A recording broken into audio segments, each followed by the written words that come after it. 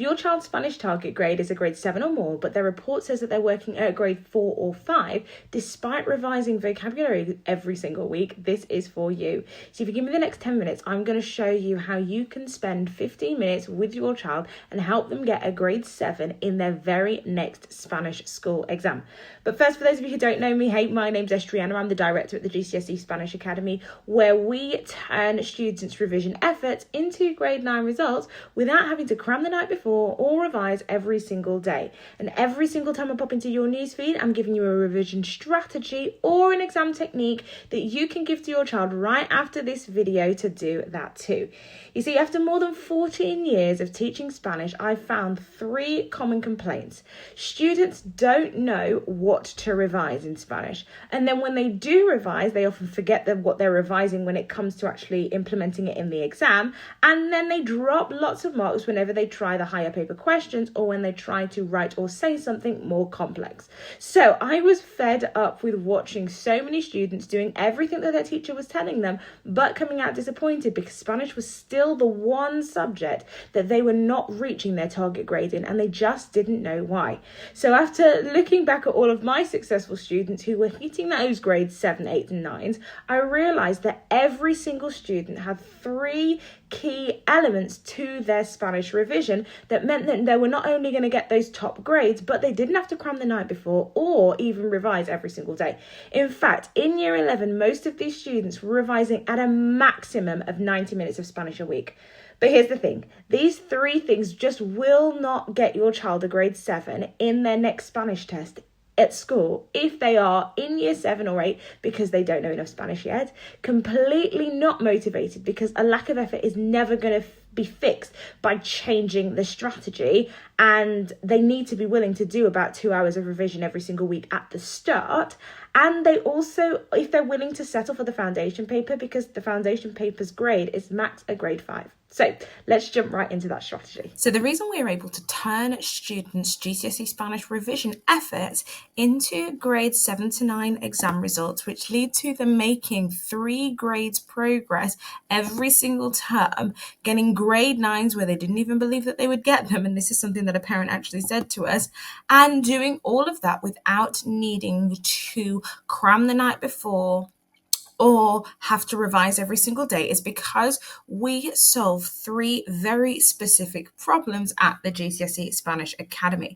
And that first one being the fact that students are saying that their revision isn't working. They've tried their flashcards, they've tried Duolingo, they've tried Seneca Learning, BBC Bite Size, and it is just not working. Revision, guys, they've done everything that teacher is telling them to do, and their grades are still stuck where they don't want them to be, and they're often disappointed with their marks. And the way that we solve that at the GCSE Spanish Academy is we identify the one focus that is going to help them make the most progress in the least amount of time with the least amount of effort. And you think, well, how on earth do we do that? So we start by identifying that constraint, and then we build a bespoke revision exam plan. So they've got a plan specific to their area, the areas that they're struggling with, and they have strategic learning milestones so they know that, one, they're on track and where they need to be aiming in small sections so that they can see that they're actually making progress. And then we break that down even further to make sure that students have a weekly focus based on where they are losing marks, and that is what sums up our grade 9 game plan, which allows our students to therefore make 3 or more grades progress every single half term. The second problem that we fix is students who are just not clear on how to apply their Spanish teacher's feedback. They might be getting feedback, but they have no idea how to apply it. And what your child needs, and what we do at the GCSE Spanish Academy, is give them feedback that they can actually apply immediately that moves the needle. Now, the only way that that is possible is if we ensure that first that their feedback and their revision is all goal specific. So we do that in 3 specific ways.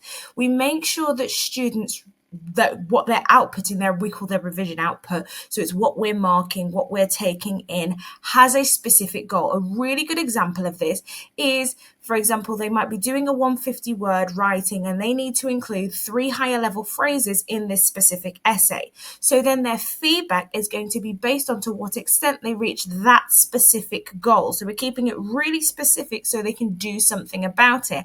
And then we actually plan and help them do something about it with a 10 to 20 minute task that they can do that solves that wider issue of why they either haven't fully met that specific goal or the next step that they are then going to need to take in order to take their grade further. Then the next thing that we make sure that students revision and all of their feedback is focused on a GCSE skill, because it's so that it links to the exam. Why? Because students need to get used to thinking like the examiner so that they can actually walk into the exam really confidently.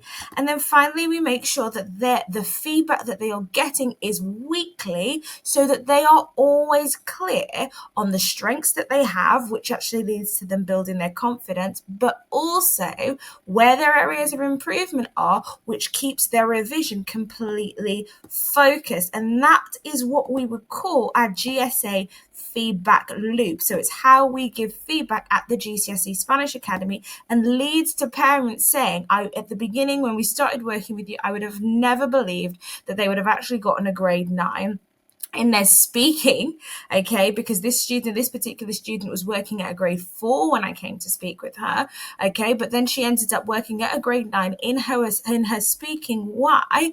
Because of the consistent feedback, which allowed her to make that consistent progress.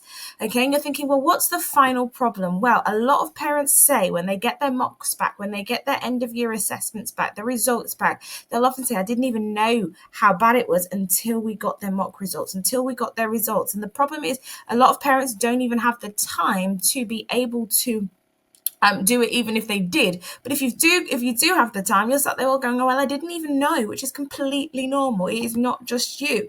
And so what you need to be able to stay in the loop without actually ever needing to manage it. I get it. You don't speak Spanish and nobody is expecting you to.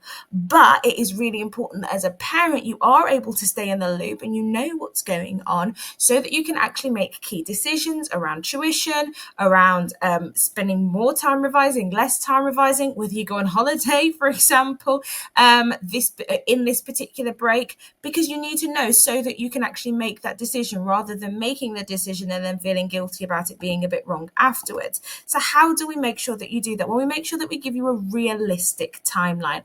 What is it going to look like realistically for your child to go from a grade 3 in Spanish to a grade 7 or 8 in Spanish? What's the realistic timeline for your child? That then means that when they get their 5, for example, in their next assessment, you can say, oh, actually, even though a 5 feels low, because Spanish progress doesn't work the same as every other subject, and so you can sit there and calmly and go, we're actually at the right point in this timeline. There's no need to worry. You've actually done a really good job. That's where we want you to be. So you've got that realistic timeline that gives you that peace of mind and real-time visibility, so you can see all the time where your child is, what progress they're making, without having to constantly ask or wait for emails. That can be so confusing. Wait for a meeting with the teacher and all of those things. And then have specific progress snapshots. So at the GCSE Spanish Academy, we're actually proactive in showing parents and going, hey, look, your child did this today. And this is exactly what it looked like, for example, in the session, or this is exactly what it looked like in their piece of writing. Hey, have a look at this. This is what they are doing really, really well. And these are the areas that they need to continue to improve. And so you've got these specific progress snapshots where you actually get to see your child in action or the result of their hard work. And we do that at the GCSE Spanish Academy with our live progress dashboard.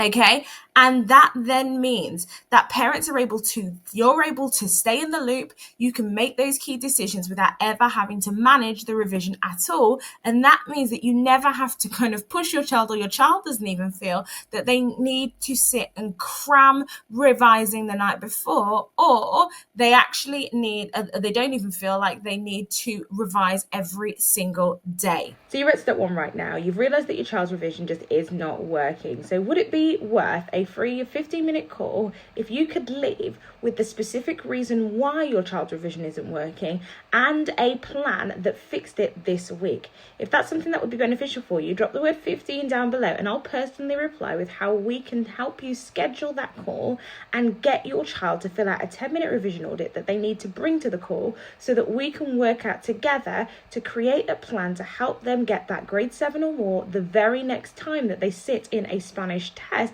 without having to cram the night before or revise every single day. Right, that's it from me. Adios.